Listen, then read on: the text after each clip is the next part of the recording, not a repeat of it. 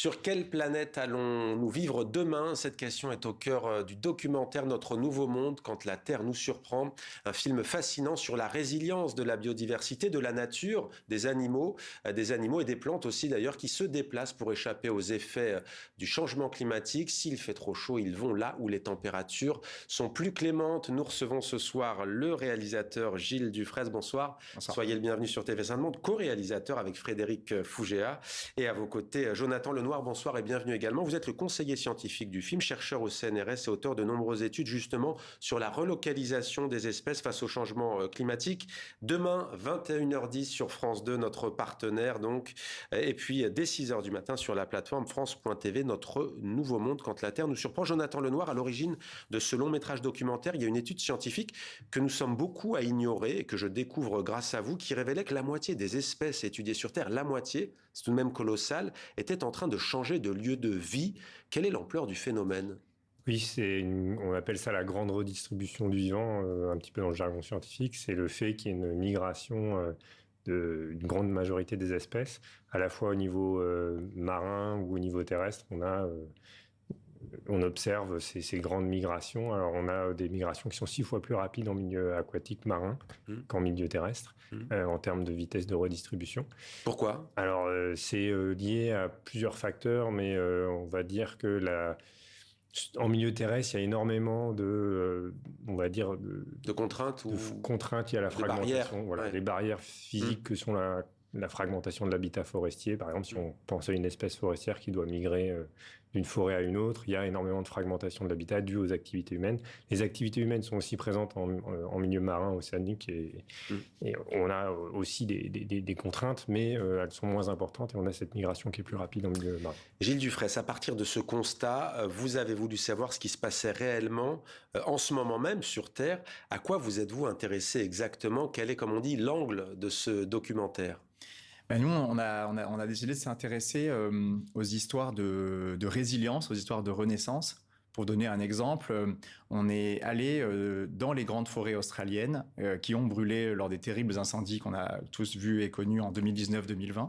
Et donc 4 années après, on a été stupéfait de voir la renaissance de ces forêts, le retour des arbres, des animaux qu'on voit ici à l'image. Et quelque part, ça incarne bien le message de ce film, qui n'est pas de ne pas regarder la réalité en face, bien sûr, mais qui est de se dire que si on laisse le temps à la nature, si on lui laisse de l'espace, si on protège des territoires, elle est capable de rebondir et de se régénérer. Et on le verra tout à l'heure, si aussi il y a une interaction entre les êtres humains et les animaux, par exemple. 2 chiffres, vous avez commencé à en parler en début d'entrevue. Plus de la moitié des espèces étudiées ne se déplacent vers les pôles ou en altitude en réponse au changement climatique. 59% donc. Et puis, vous l'avez dit, c'est 6 fois plus dans les océans. Les espèces marines se déplacent en moyenne 6 fois plus vite vers les pôles que les espèces terrestres. Alors, on va regarder tout de même un premier extrait de ce documentaire. Nous sommes au Kenya, on est au 2020, on en a beaucoup parlé dans les journaux, sécheresse terrible, les animaux n'ont plus d'eau, les êtres humains aussi d'ailleurs en manquent, les éléphants ont extrêmement soif, ils vont tout faire, il y a l'instinct de survie pour trouver de l'eau, et ils vont inexorablement se rapprocher des villages. Regardez. Ils sont devenus fous, tellement ils avaient soif. Certains sont même rentrés dans les villages. Ils cherchaient de l'eau jusque dans les maisons. On n'avait jamais vu ça.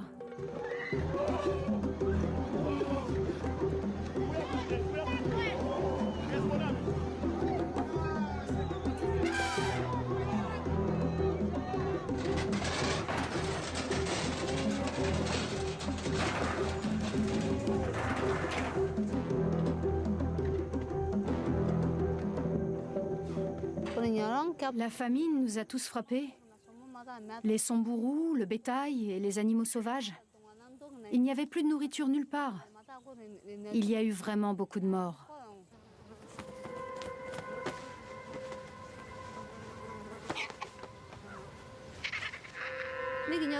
Avec les autres femmes, nous avons beaucoup prié pour le retour de la pluie. Mais la pluie n'est pas revenue.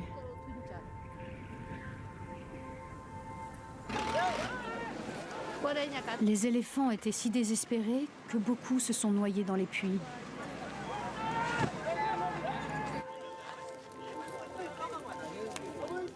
Je me souviens d'une mère éléphant et de son petit. Ils étaient coincés dans un puits.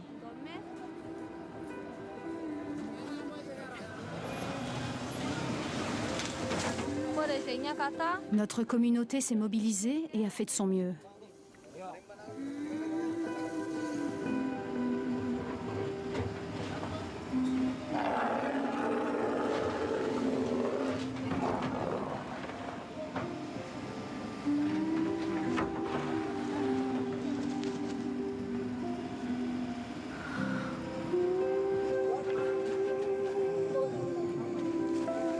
Le petit a été sauvé, mais la mère est morte d'épuisement. Voilà, nous avons choisi ce premier extrait, Jonathan Lenoir, parce qu'il résume aussi d'une certaine manière l'état d'esprit, j'allais dire, de votre documentaire. Ce qui s'annonçait comme une guerre, le mot est d'ailleurs prononcé par cette villageoise kenyane qu'on a entendu, va se transformer en une expérience de solidarité très émouvante. Oui, alors c'est un petit peu l'illustration aussi de ce qu'on disait sur la fragmentation des habitats, le fait que l'homme occupe énormément d'espace et qui grignote justement sur la partie des habitats naturels.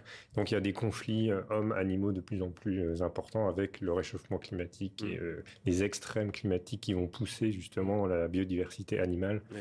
C'est surtout avec la biodiversité animale qu'on va le voir, mais qui pousse cette biodiversité justement à rentrer un petit peu en conflit avec les hommes. Mais ici, effectivement, on voit... Et on ne va pas divulgacher, mais on va voir comment ces villageois... Et d'ailleurs, c'est important dans votre documentaire, ça pourrait passer inaperçu, mais l'engagement des femmes, souvent en première ligne, c'est le cas au Japon. Je ne sais pas si on aura le temps de l'évoquer dans cette entrevue, mais c'est le cas aussi donc avec ces femmes kenyanes qui prennent justement le leadership, pour utiliser un anglicisme, pour aller aider ces éléphants. La place des humains au cœur de ce documentaire. Plus c'est dur, plus il y a ces effets du changement climatique, plus il faudra de toute façon une collaboration entre les espèces. En fait, ça, je pense, c'est l'autre message du film, et ça marche dans les deux sens, je dirais. Donc, en fait, la nature, c'est notre meilleur allié à nous, humains, contre le changement climatique. On le sait, quand les forêts sont là, ça nous protège des tempêtes. Quand la mangrove est en place, ça ralentit les vagues et l'érosion et les cyclones. Et dans l'autre sens, évidemment... ces animaux dont les territoires sont fragmentés par les humains, dont le climat, ils vivent dans un monde qui se réchauffe, ils ont aussi besoin qu'on leur laisse des zones de tranquillité, qu'on crée des refuges, qu'on restaure des écosystèmes. Et donc cette solidarité interespèce, on a voulu l'incarner dans ce film, et je pense que j'espère que ça va toucher le public. Mais la nature, elle renaît vraiment de ses cendres du chaos. Vous prenez l'exemple notamment des incendies en Australie. C'est assez sidérant, il faut du temps tout de même, mais ça finit par revenir. En fait, sur l'Australie, ce qui est intéressant, c'est qu'il faut du temps, mais il faut aussi des refuges. En fait, c'est dans les forêts qui ont été dévastées, les animaux sont tous morts, ou presque. Mais c'est des animaux qui ont survécu dans des petits refuges qui n'ont pas brûlé, qui sont des zones souvent encaissées. En cavité, exactement, encaissé, et les animaux ont recolonisé les forêts après les incendies. S'il n'y avait pas eu ces refuges, c'est-à-dire si on ne protège pas d'espace, s'il n'y a plus de réserves, plus de parcs naturels, rien... cette renaissance, elle n'est pas possible. Cette renaissance n'est pas possible. Je vous propose maintenant de regarder un deuxième extrait de votre documentaire, direction le golfe du Bengale, une région où les cyclones sont extrêmement puissants, les plus puissants du monde même. On est dans la région des Sundarbans. Une tigresse se retrouve naufragée dans un village, et ce n'est pas la première fois. Regardez. Il y a quelques années déjà, une tigresse était venue ici. Tous les villageois étaient sortis pour la voir.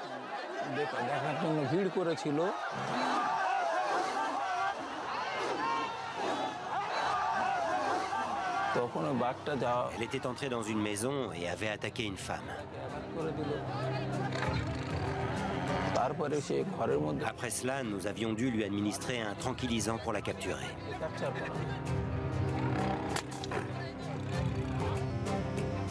J'ai le sentiment qu'aujourd'hui, nous avons affaire à la même tigresse.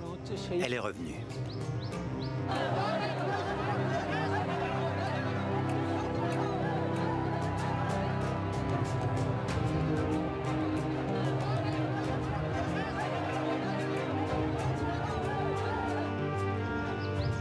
Nous devons donc rester très prudents.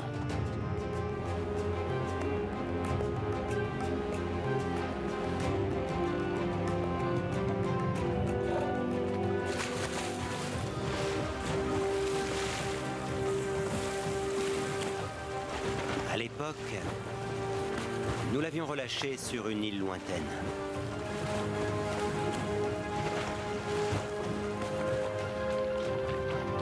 Aujourd'hui, cette île n'existe plus. Elle a été submergée. Voilà, des images sublimes et qui nous questionnent. Jonathan Lenoir, vous qui êtes le conseiller scientifique, pourquoi était-ce important d'aller dans cette région du monde?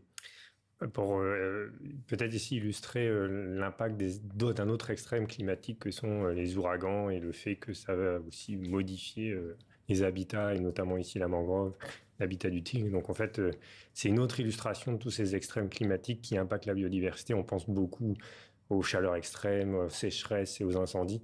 On pense moins souvent parfois aux tempêtes, mais qui sont aussi liées aux ouragans, qui sont aussi liés aux phénomènes. Les espèces terrestres ont plus de mal, là on le voit, hein. Vous le disiez tout à l'heure. Exactement, c'est encore une illustration du fait que comme les habitats sont à nouveau fragmentés pour ces organismes, la mangrove qui devient de plus en plus réduite en taille du fait de l'urbanisation ou d'habitations qui peuvent grignoter sur ces habitats, ces espèces comme la tigresse vont devoir finalement faire sur des habitats plus réduits. Et quand ils sont poussés par les extrêmes, ils vont finir par rentrer en contact avec les bouches. À chaque fois, vous appuyez sur un personnage ou des personnages forts. Là, on vient de voir cet homme qui est engagé. Sans lui, le tigre aurait peut-être été abattu, ou est-ce qu'il y a quand même dans le village... On voit, je ne sais pas si on l'a vu dans l'extrême, une femme qui a été attaquée par cette tigresse.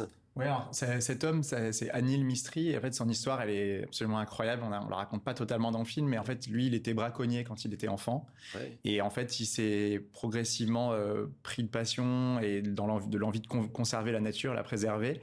Et aujourd'hui, en fait, c'est lui qui fait quelque part l'interaction entre les gardes forestiers et la population. Donc, dès qu'une personne voit un tigre proche d'un village, on appelle Anil. Lui, il intervient, il essaie de calmer les gens, il installe des clôtures pour laisser le tigre à distance. Et ensuite, les gardes forestiers font leur travail, essaient d'anesthésier pour capturer le tigre et le relâcher loin des villages. Donc, c'est une sorte d'ambassadeur ou de diplomate, je dirais, entre le monde sauvage et le monde des humains. Et ça fait, là, on est dans quel pays, en l'occurrence? Là, on est en Inde, à la frontière avec le Bangladesh. À la frontière avec le Bangladesh. Vous avez aussi suivi, parce que ça peut paraître tout de suite pour les Européens des contrées très lointaines, mais vous avez suivi un berger français. Et là aussi, c'est emblématique parce qu'on parle beaucoup des animaux depuis tout à l'heure, mais il y a aussi la fonte des glaces. Ce berger français, il est dans les Pyrénées, il est dans les Alpes, dans les Alpes françaises. Et en fait, on voit qu'avec la fonte des glaces, c'est de plus en... il faut d'abord emmener les bêtes de plus en plus haut pour trouver de la nourriture. Et la nature, là aussi, elle a horreur du vide. Donc, c'est repeuplé par des arbres. C'est bon ou c'est pas bon, ça? Le conseiller scientifique, de voir des arbres de plus en plus haut grimper comme ça dans nos montagnes. C'est plutôt une bonne nouvelle. Ça veut dire que la nature réagit à ces changements et s'adapte. En fait, c'est une forme d'adaptation que la migration. On parle souvent du retrait des glaces parce que c'est le truc qu'on voit en premier. C'est vraiment c'est la partie visible de l'iceberg, mais la partie invisible, c'est justement cette migration de vivants qui suit aussi cette dynamique de progression vers les sommets en altitude. Et c'est beaucoup plus facile de migrer en altitude que de migrer en latitude, par exemple vers le nord, parce que pour en gros, récupérer 1 degré de température qu'on voudrait récupérer en termes de refroidissement par rapport à un réchauffement d'1 degré, il faut migrer d'environ 100 mètres en altitude, alors qu'il faudrait 1000 mètres, si vous voulez, en latitude pour retrouver 1 degré de température. Mais vous montrez des plans, et on parlera tout à l'heure des effets spéciaux, vous montrez des plans aériens, et une grande partie du globe sera bientôt, en tout cas des zones montagneuses, seront recouvertes de forêts. Oui, c'est le grand verdissement. Les rocheuses, c'est valable aussi en Amérique latine, la cordillère des Andes. Comment font ces arbres d'ailleurs pour pousser là-haut ? Alors, c'est par dispersion des graines. Parfois, les graines sont dans la banque de graines du sol, et puis attendent que les conditions soient plus favorables pour germer. Mais c'est avant que les arbres arrivent, il y a tout c'est vraiment un processus long. Il y a les lichens, les mousses, et tout ça apparaît au fur et à mesure, et les arbres finissent par apparaître une fois que le sol est présent. Il faut un sol qui se mature. Un mot sur les effets spéciaux, puisqu'on les voit maintenant. Pourquoi les effets spéciaux? Parce qu'effectivement, ça prend du temps. On ne peut pas filmer une forêt qui repousse, ça c'est évident.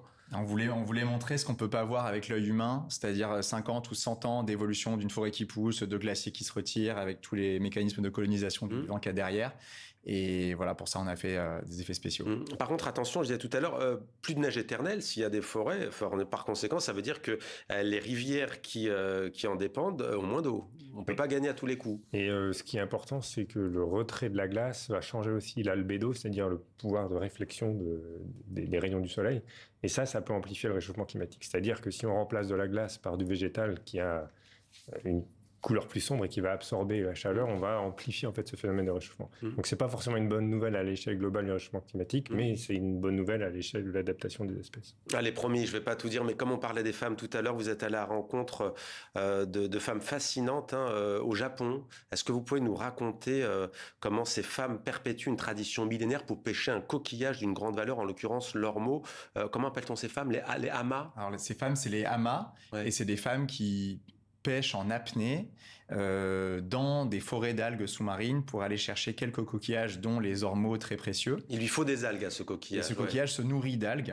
Et le problème qui se passe en ce moment, et c'est depuis plusieurs décennies, c'est que le réchauffement de ces eaux amène des poissons qui viennent des tropiques et aussi crée des maladies qui font que les forêts d'algues disparaissent. Les poissons qui dévorent ces algues. Les poissons dévorent les algues, voilà, les oursins.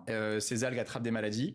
Et donc, en fait, beaucoup des hamas au Japon ne peuvent plus travailler parce qu'il n'y a plus d'algues et donc plus de coquillages. Et elles vont les replanter, notamment. Elles essaient. C'est des projets expérimentaux, mais elles lâchent pas l'affaire. Et ce qui est incroyable, c'est qu'il y a des femmes qui ont plus de 80 ans qui continuent à aller tous les jours pêcher en apnée. Et c'est vraiment une tradition incroyable.